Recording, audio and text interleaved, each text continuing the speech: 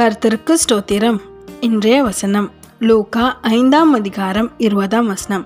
உன் பாவங்கள் உனக்கு மன்னிக்கப்பட்டது. லூக்கா 5ஆம் அதிகாரம் 20ஆம் வசனம். உன் பாவங்கள் உனக்கு மன்னிக்கப்பட்டது. இன்னைக்கு ஏசப்பா உங்ககிட்ட சொல்கிற ஒரு காரியம் என்னென்னா, உங்கள் பாவத்தை அவர் மன்னிச்சிட்டேன்னு சொல்கிறாரு. ஆமேன்.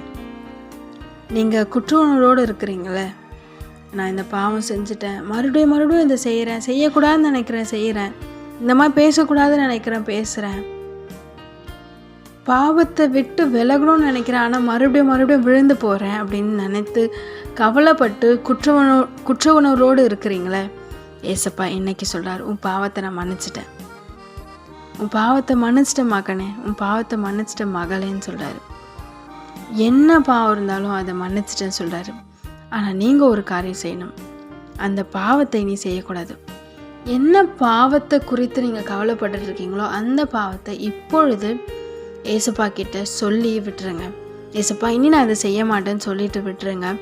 நிச்சயமாக அவரோட ரத்தத்தினால உங்களை கழுவி பாவத்திலேருந்து மீட்டு கொண்டு புது ஆரம்பத்தையும் புது வாழ்க்கையும் தருவார். ஆமேன்.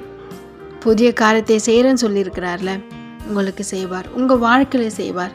ஆனால் நீங்கள் செய்ய வேண்டியது உங்கள் பாவத்தை அறிக்கை செய்து விட்டுருங்க. அவர் ரத்தத்தினால கழுவப்படுங்க.